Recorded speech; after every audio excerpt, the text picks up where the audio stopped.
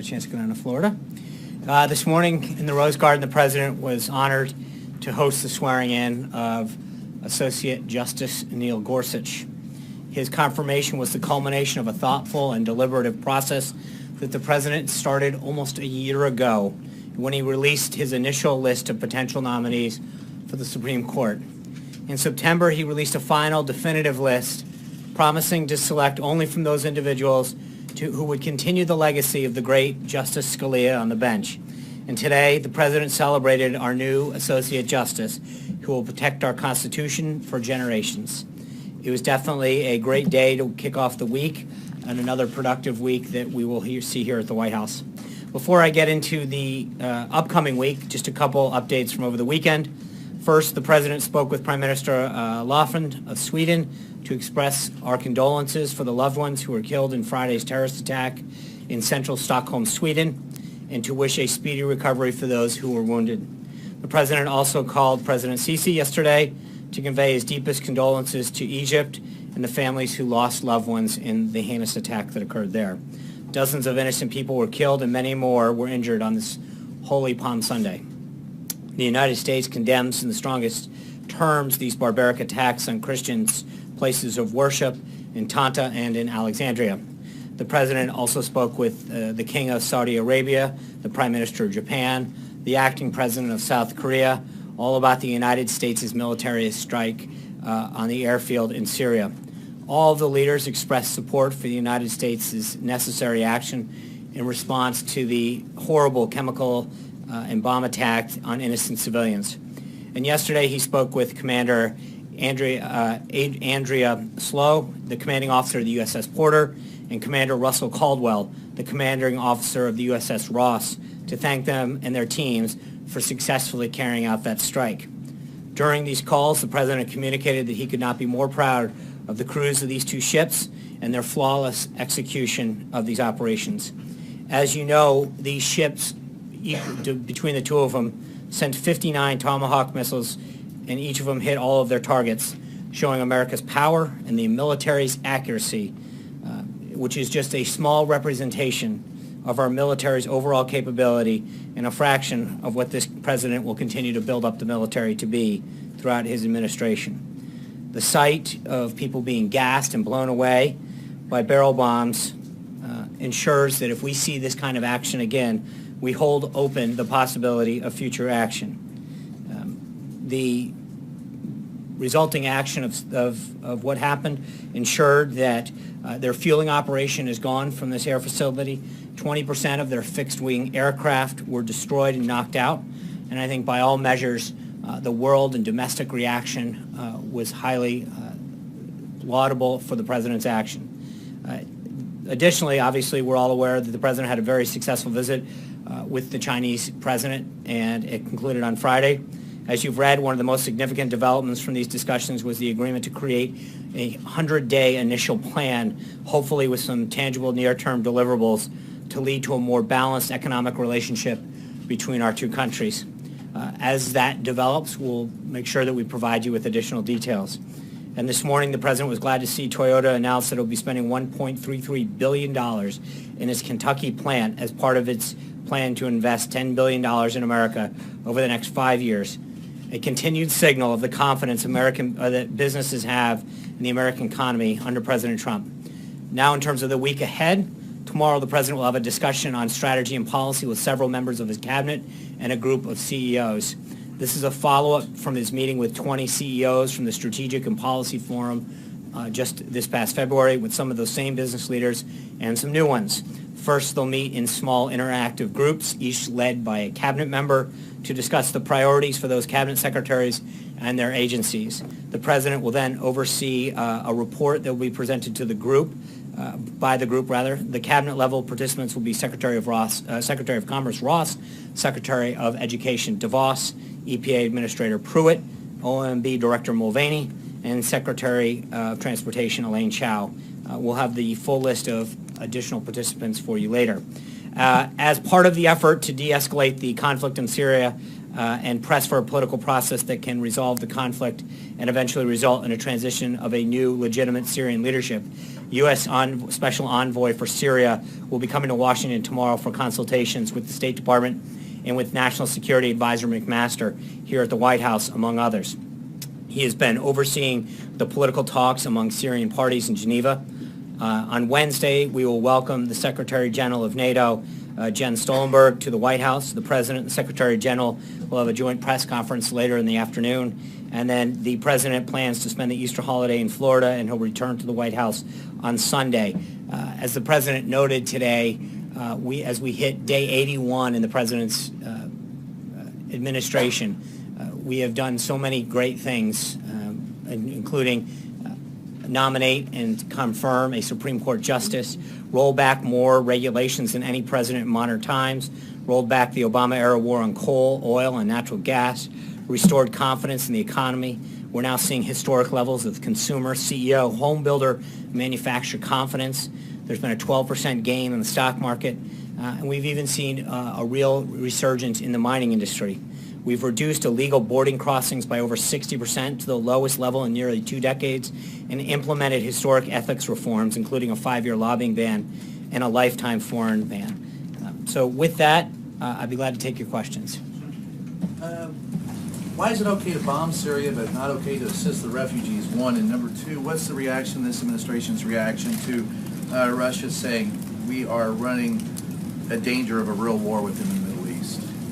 Well, with respect to number one, the reason that we took action was multifold. Number one, to stop the proliferation and the deterrence of chemical weapons. When you see mass weapons of destruction being used, it should be a concern to every nation, especially our own people. The proliferation of those weapons pose a grave threat to our national security. So number one, we have to stop that. Number two, we have to stop ISIS. But with respect to the people of Syria, by us taking action and de-escalating what's going on in Syria, that's the greatest thing you can do to support those people. De-escalating the conflict there, containing ISIS, is the greatest aspect of humanitarian relief that we can provide, first and foremost. Secondly, creating areas in which we can work with allies, including Russia, and committing to ensuring that there are places that are free from violence and are places free for people to gather safely is another, because I think everyone would agree that the last thing that people want to do there is leave. They want to stay there. They want to be in Syria. They want to have a safe place to remain with their families and not be separated. So our number one priority is to defeat ISIS, but we're also, I think, from a humanitarian standpoint and a refugee standpoint, ensuring that we create an environment that provides a safe place for them to ultimately remain. And then on Russia in particular, look, I think that if you look at the countries that are with us, it speaks pretty loudly, the number of countries that have stood shoulder to shoulder with this president. Russia, on the other hand, stands with Syria, North Korea, and Iran. I think when you contrast the two groups of countries sets, it's pretty clear that we're on the right side of this issue. But does that mean we're going to commit troops? I mean, they're no. What it means? No. What it means is that I think the action that we took last week has been widely praised domestically and internationally as a great step to ensure the deterrence and proliferation of chemical weapons and of action against innocent people. When you watch babies and children being gassed and suffer under barrel bombs, you are instantaneously moved to action. I think this president's made it very clear that if those actions were to continue, further action will definitely be considered by the United States. We continue to urge further the world community to join us in this, in both stopping the deterrence and proliferation of those use of those weapons, but then further trying to create a political environment that will result in new leadership. Those are very important. They go hand in hand. Are we building a coalition, or? I think we have a coalition. I mean, again, I think if you look at who's not with us, it's a pretty small group, and not a group that too many people are looking to bring on board. I mean, you've got Iran, Syria, North Korea, and Russia on one side of this. That's a pretty small group. President Trump has spoken out extensively about the crimes of Bashar al-Assad in Syria. Does the president consider Assad a war criminal? And does he believe Assad should eventually appear before the ICC? I think right now the focus is twofold. One is defeating ISIS, and the second is creating the political environment necessary for the Syrian people to have a new leadership there. I don't think that there's I can't imagine a stable and peaceful Syria where Bashar al-Assad is in power. I think we all recognize that happens, and there can be a multi-pronged approach where you're ensuring that ISIS is contained and there's a de-escalation of the proliferation of chemical weapons, at the same time creating the environment for a change in leadership. But does the president believe Assad has committed war crimes? I think that there's a court that decides those things, and obviously there's a reason clearly the actions, when you take an action against the people that he has, and I think we feel unbelievably confident in the intelligence that we have. But again, that would be something for a court to decide. Charlie. A lot of people are talking about what the Trump doctrine is on foreign policy, what it may or may not include, and the president's even stated that he was very flexible. Do you know what the Trump doctrine is on foreign policy, and can you explain it to us? Yeah, I think the Trump doctrine is something that he articulated throughout the campaign, which is that America's first. We're going to make sure that our national interests are protected, that we do what we can to make sure that our interests, both economically and national security, are at the forefront. We're not just going to become the world's policeman running around the country, running around the world, but that we have to have a clear and defined national interest wherever we act, and that it's our national security first and foremost that has to deal with how we act. Action in Syria fits in that doctrine? Absolutely. I think if you recognize the threat that our country and our people face, if there is a growth of use or spread of chemical weapons of mass destruction, the proliferation of those, the spread to other groups, is a clear danger to our country and to our people. Kristen. John, thank you. I just want to follow up on what you were saying about Bashar al-Assad. Are you saying that defeating ISIS and getting Bashar al-Assad out of power through a political process should happen at the same time? I think, I'm not trying to how you sequence them, but I don't think they're mutually exclusive. I don't think that you have to do one other than others, but I think they kind of go hand in hand. As you reduce ISIS's strength, as you de-escalate the conflict in Syria, the political environment to remove him becomes stronger and stronger. And just to be clear, Secretary Tillerson over the weekend said we can navigate a political outcome in which the Syrian people will determine Bashar al-Assad's fate and his legitimacy. Nikki Haley seemed to align more with what you were saying. She said in no way do we see peace in that area with Assad as the head of the Syrian government. So who better reflects the I don't think those are mutually exclusive statements. Because I think that you can, one of them saying we don't see peace with him in charge, the other one is saying we need to have him gone. I think that's the point of both. The goal for both of them, the goal for the United States, is twofold. As I've stated, it's one, to make sure that we destabilize Syria, destabilize the conflict there, reduce the threat of ISIS, but then secondly is create the political environment, not just within the Syrian people, but I think you can work with Russia in particular to make sure that they understand that Syria, backed up by Russia's own accounting, should be held accountable for the agreements that it's made with respect to its international agreements on chemical weapons alone. And can you defeat ISIS with Assad still in power?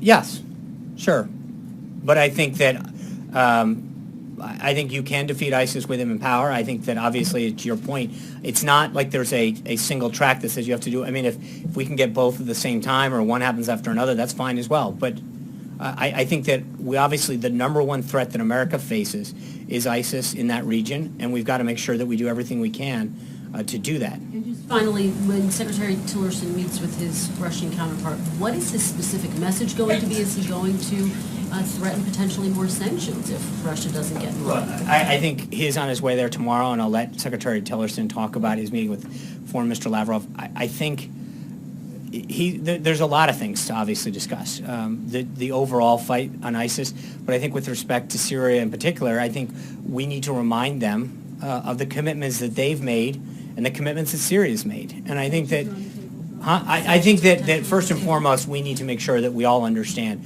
what the situation is on the ground. There's no question who acted in this case and what Syria did.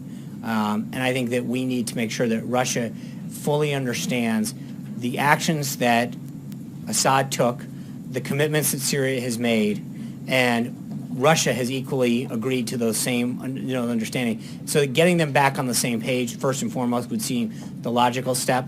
But secondly, and I guess equally as important, is to make sure that the areas where we can find a commitment to defeat ISIS is something that we share. Major. So would the President want the Secretary of State to put the threat of sanctions on the table to get Russia's attention in this matter? Because the Secretary of State said Russia is either complicit or incompetent.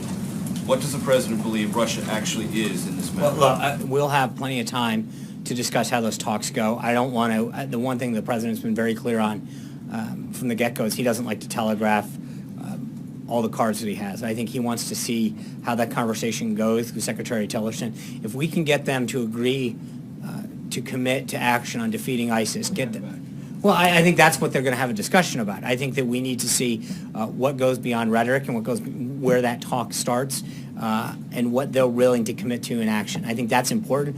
To get ahead of this right now before they meet is not something I want to do. I'd like to let Secretary Tillerson meet with Lavrov, have that conversation, and then report back. Jen? Yeah. Just more quickly about the White House itself. What is the President's perspective on the current ability of his senior advisors to resolve their ideological differences, resolve their personality differences, and work as a team? He's very confident in that. Because this is the same group with the same ideologies, the same strengths. They came together for a common purpose to win a campaign. There is an unbelievably talented team at the senior level and at the mid-level and frankly all the way down to the bottom level of this administration that is committed to the President's agenda. I said this multiple times throughout the transition, that everybody that came into this administration, while they might have a personal view or an action on an issue, they understand and understood and understand the President's vision and agenda. And their goal of coming into this was to understand, first and foremost, that it is the President who made pledges and promises to the American people about the direction he'd take this country and the actions he's taken. And he is doing that, and I just read off a series of them in terms of the judges that he's appointing, the Congressional Review Act pieces of legislation that he signed, the executive orders. When you look at the actions that he's taken and the results that he's getting, 60% down on the border, nobody would dispute the fact that immigration was a hot topic during this campaign. And the President's actions are seeing results. And I think you're seeing it both on the market and on our national security front. So he understands that we have some pretty smart, talented individuals who are opinionated on a lot of subjects, but that our battles and our policy differences need to be behind closed doors. We need to focus and ultimately all come out committed to advancing the President's agenda. But he is completely aware of the talent that he has, and that's part of the reason that he's brought this team together is because of the talent and successes and accomplishments they've had on a variety of backgrounds, and he fully believes that they're going to continue to push forward to advance his agenda. Philosophy that led him to have or order this meeting on Friday where the two principals, Bannon and Jared Kushner, were essentially told by the President, cool this and get along and get on the same page? Well, look, I think there's a lot of stuff that was overblown about this. That makes it out into the media sometimes and gets a little bit more sensational than it truly is. But I think the President's obviously very pleased with the last week that he's had and the accomplishments, especially on the foreign policy front. I think we had an unbelievably helpful and productive meeting with the Chinese. His meeting with King Abdullah was unbelievable, and he's continued to have very strong foreign policy wins in terms of the relationships that we're making with other heads of state. The attack on Syria won not just bipartisan praise here at home, but world praise. And I think that he recognizes that sometimes some of this spills over, these policy differences and discussions, and he's made sure that the focus stays on advancing the agenda. So. Sean, thanks. Yeah. If you're saying one of the priorities is to see a regime change in Syria, how far is the President willing to go to see Bashar al-Assad out of power there? So, just to be clear, I don't think you can't imagine a stable and peaceful Syria with Assad as in charge. I don't think that's a scenario that's possible. But I think that the first step in that has to be to make sure that the region in Syria in particular are stable. You can't have ISIS marching through Syria and then worry mostly about who's in charge right now. We've got to make sure that first and foremost in terms of our national security, I think it was Brian's question at the beginning, our national security is the first and foremost reason that we have to act.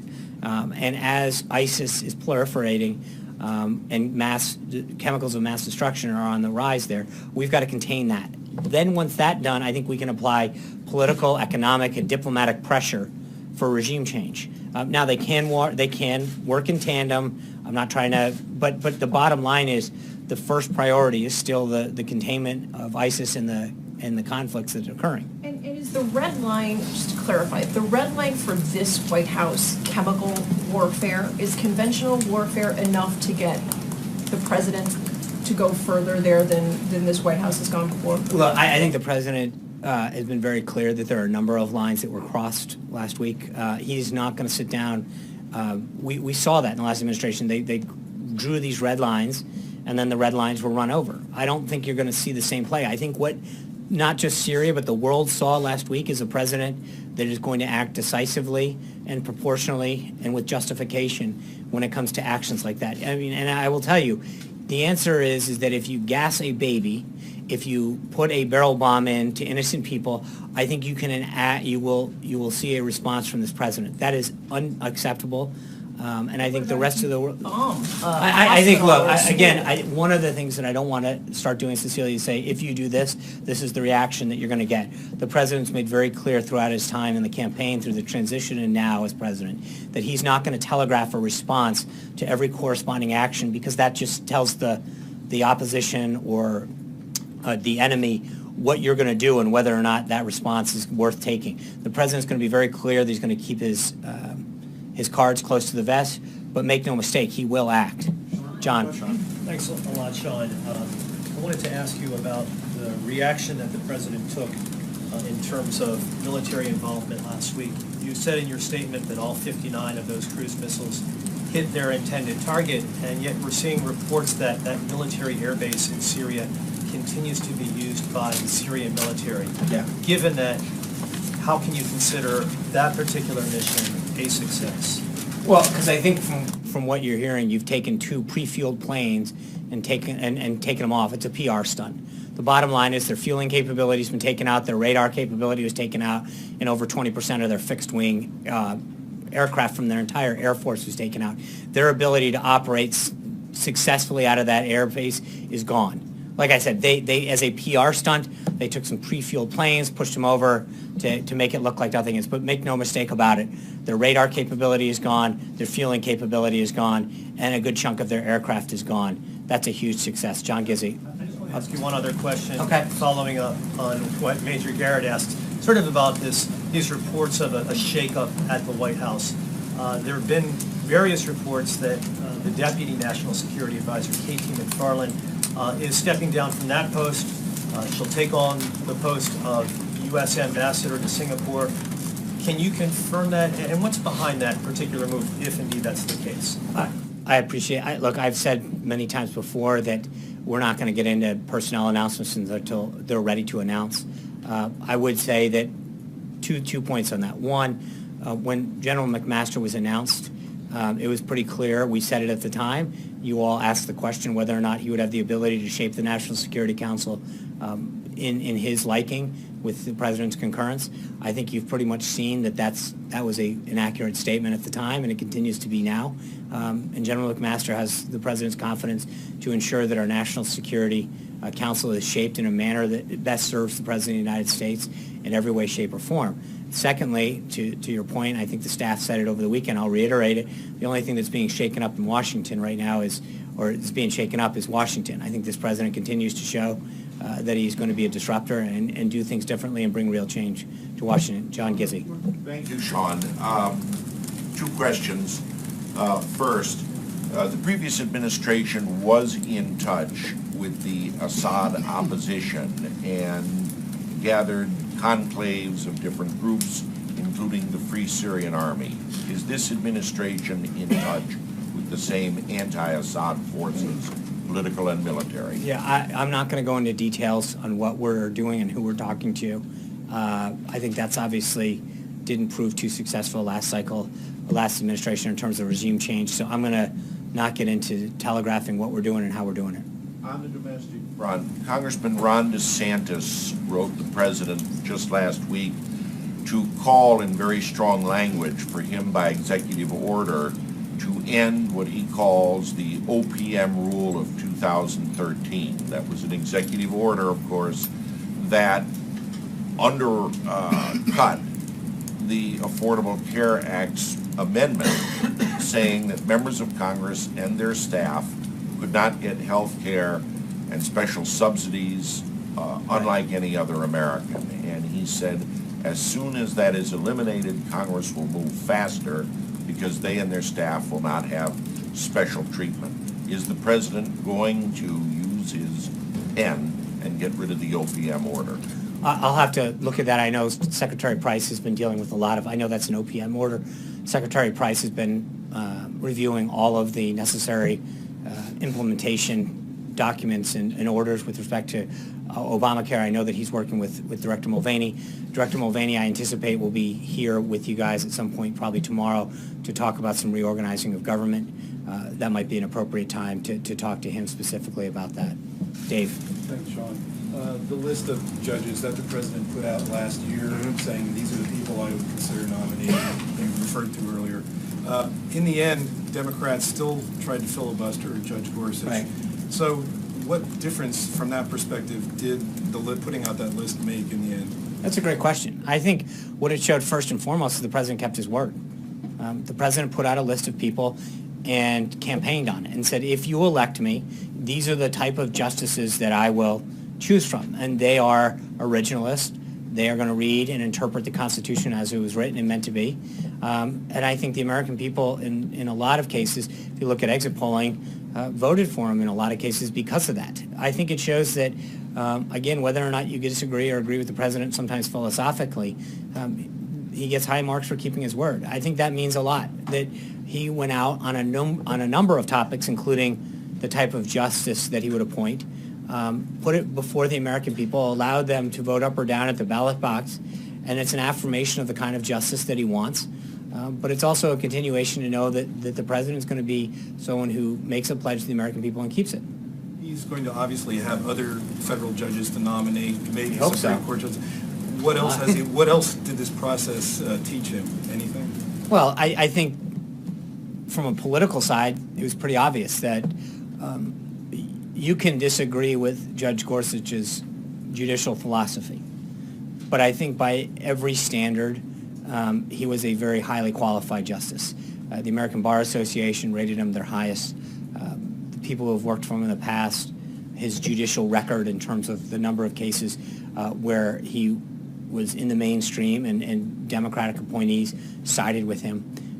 And I think it basically showed the president that trying to work with Senate Democrats wasn't really was somewhat of a futile task. That these were people that made up their mind by and large, regardless of who the person was, and we're going to vote it down. So that would probably be the biggest lesson. But it also shows that when you've got the right individual, you've got someone who's eminently qualified, we're gonna succeed in getting them done. Blake. Let me turn your attention to tax reform real quick, and I've got a few. There's a report out there that says the president has basically gone back to the drawing board as it relates to taxes. Yeah. Is that accurate, or No. does he still, what he put out there on the campaign trail, is that still the backbone of what he wants to see get done? Yeah, I mean, that's the backbone, but I think that what you're seeing is us going through this process of his economic team, everyone from Secretary Mnuchin to Secretary Ross to Gary Cohen and others sitting down internally and beginning that process of meeting with groups that have been advocating for tax reform since 1986, kind of the ink on that one dried, and starting to meet with outside groups, industry groups, individuals, members of Congress, to get their input. This is going to be a major undertaking, and I think we want to make sure that we listen, have their ideas and their input as we move forward. But this is the beginning phases of that process. You mentioned Gary Cohen. He said on Friday that there's been this August deadline that Steve Mnuchin and others have talked about, and Friday Gary Cohn suggested that August might not be the deadline. Is this timeline getting pushed at this point? Well, it's not getting pushed. I think it's just getting, obviously that still would be a great opportunity before they leave for August recess, but we're going to make sure that we do this right, and we do it with the input of all of the individuals, groups, and members of Congress that have had a long time interest in doing this. And it is a big deal, right? You've got the ability for our businesses and industries to be more competitive in the global market, and then you want to make sure that you're providing middle-income tax relief that creates economic growth throughout the country. So Americans are filling out their tax reforms right now for 2016. This time next year, they're going to fill it out for 2017. Will they have a 2017 tax cut this time next year? I think middle-income Americans, I hope, have a tax cut by then. Jeff. Sean, during the campaign. Sorry, it's... That, I know. you go next. Careful with that. Then candidate Trump was pretty critical, or excuse me, was pretty complimentary of President Putin. Now, after seeing how Russia has reacted in Syria, what's his view of President Putin now? I think it's always been the same, respectfully, which is that if we can get a deal, we have a shared interest in, particularly in the area of ISIS. And if we can defeat them, and if we can work with them on a plan to defeat them, then we're going to do it. But he's also said, and I think sometimes people cut off part of the quote, which says, and if we can't work with them, then okay. But the president came into office to really focus on two fronts, keeping our country safe and growing our economy and putting people back to work. And I think if Russia or any other country can help us achieve those two goals, either through market access and additional products and services from the United States into a major marketplace, but more importantly, it helps keep our country safe through a combined effort to defeat something like ISIS, especially in a place like Syria where they're playing so prominently, then I think we want to work with them. But if we can't get a deal with them, then the president's not going to be disappointed, but he would like to do what he can to work with these individuals to make it happen. Jim. Would he still describe him in the same way that he did several months ago as a leader who he viewed as stronger than President Obama? I think we'll wait and see. We're 81 days in. I think Secretary Tillerson will have a lot of information after he meets with Foreign Secretary Lavrov. Ask you one other question on trade. You mentioned the 100 days agreement that the president and president of China agreed on. Did China offer to give the U.S. some concessions on beef exports and financial investments as part of that? Yeah. Look, this is an initial working plan that they're going to try to hammer out what that 100 days looks like. And then they call them like way stations. Like, what are those stops between 100 days and now? That would be things that both sides would be looking at. And I think, obviously, beef exports and additional market access in China, intellectual property, the ability to have foreign ownership, especially in the services industry, is something that has been a big prize of U.S. exporters in industry for a long time. But it is something that is being hammered out as we go forward. So that's the plan was to put together a plan, and there's a lot of pieces that both sides would like to see in there, and these benchmarks between now and those 100 days. But that plan is something that they talked about putting together during the over day that they met together. And it is something that the counterparts are now going to continue to flesh out. So there's a lot of topics that got put on the table. We're going to see how that works. Jim. What is the status of, and a multi-part question, what is the status of the renegotiation of NAFTA, and what is the White House doing to tweak NAFTA in U.S. interests? And is there concern about getting it done before the Mexican elections heat up at the end of the year? Well, the first thing with respect to trade is, we need the Senate to approve Robert Lighthizer as the next U.S. trade representative. That's obviously, USTR drives that. And so our focus is getting that done, and it'll be ready to go. We still have an official 90-day notification that we have to give Congress. And so once we get Ambassador Lighthizer confirmed, we'll be ready to probably announce a better work plan on that. But as of right now, that's not there. Jeff Zeleny. Mr. Trump, as a private citizen, had a lot to say about Syria. One of the things he said that the president, then President Obama, needs to seek congressional approval. Some members of Congress believe he should as well. What is his plan to explain his strategy in a broader sense, and why does he not need congressional approval in his view? I think Article 2 of the Constitution is pretty clear that when it's in the national interest of the country, the president has the full authority to act. He did that. he and his team spoke extensively to congressional leaders on both sides of the aisle that night to describe the action that's being taken forward. And so I think we have fully fulfilled every obligation, but the power vested in Article 2 is very clear with the President's ability to act.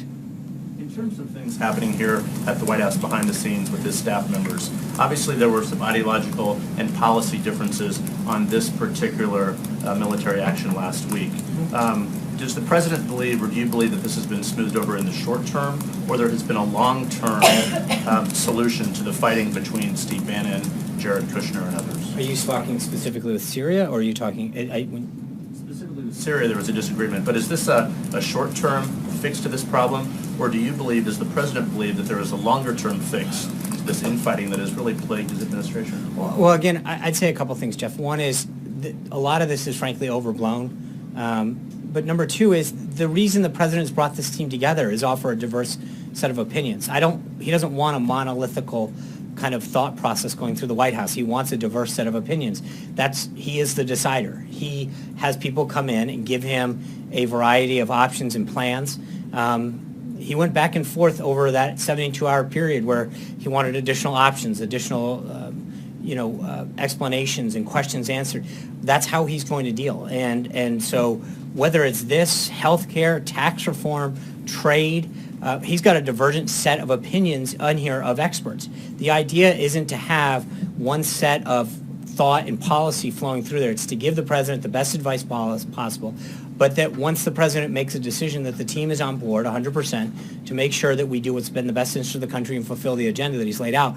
So I think the President wants to have a series of ideas and thoughts put forward to him. That's how he's going to make the best opinion or best decision possible for this country. But it must have crossed a line if he said to work it out. Well, I think sometimes, again, I'm not going to get into what happens internally, but I think sometimes some things might spill out in the public more than other things. But there's always going to be a healthy debate internally on a variety of policy issues among the cabinet, among the staff, to make sure that the President sees every option that's available, every opinion that he should weigh and counter before he makes a final decision. It's just sometimes, I think sometimes those discussions may make them out a little bit more publicly than they do. But I think, as I noted at the beginning, I thought there was a lot of overblown coverage of how it actually happened and what went down. So he's sticking with Steve Bannon. He is right very now. confident in the team that he has, that they have an unbelievable amount of knowledge